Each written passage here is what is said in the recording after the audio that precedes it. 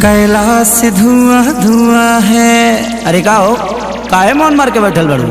कोनो प्रॉब्लम बा? ए जी एगो बात कही। कहा। बड़ा मन करता देवघर जाए के जी। तब देखी न बाबा कई दिन से सपना में आवतनी आ अपना नगरी में बुलावतनी। सपना तो हम देखते, लेकिन क्या करी, पैसे नहीं खेरे। ए साल रहे दा, पर साल चल जाए, ठीक बा? गाड़ियों खाली नहीं खींचा तो हम अब की बार ना मानो, हम तो जेबे करब। चुप।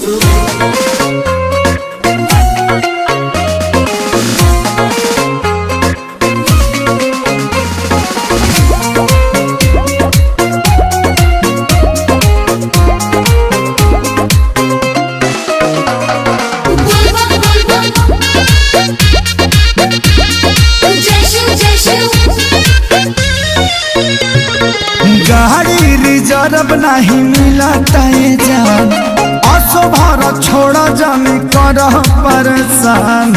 हो हर साल चल जाए, छोड़ दना। हम ना जाए छोड़। अरे गाड़ी रिजर्व नहीं मिला जान, असो भर छोड़ा जाने कर परेशान। जाए खातिर देव घर फूलौले बाड़ू लोला, फूलौले बाड़ू लोला। हाँ तो सुनी ना। नहीं रास्ता में मांगब कोका कोला, नहीं रास्ता में मांगब कोका कोला। ए राजा बुक कोके होला, चली ना बोलौले बड़ा भोला। राजा बुक कोके होला, चली ना बोलौले बड़ा भोला। राजा बुक कोके होला, चली ना बोलौले बड़ा भोला। राजा बुक कोके होला।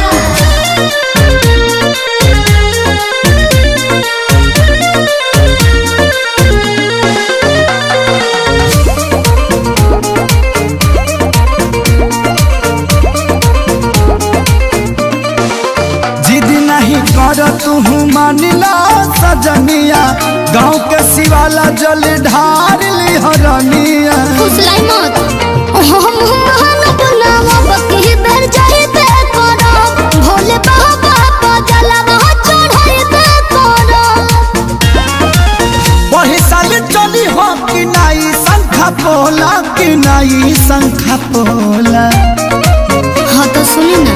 नहीं रास्ता में मांगब कोका कोला, नहीं रास्ता में मांगब कोका कोला। राजा बुक कोके होला, चली ना बोलौले बड़ा भोला। राजा बुक कोके होला, चली ना बोलौले बड़ा भोला। राजा बुक कोके होला, चली ना बोलौले बड़ा भोला। राजा बुक कोके होला।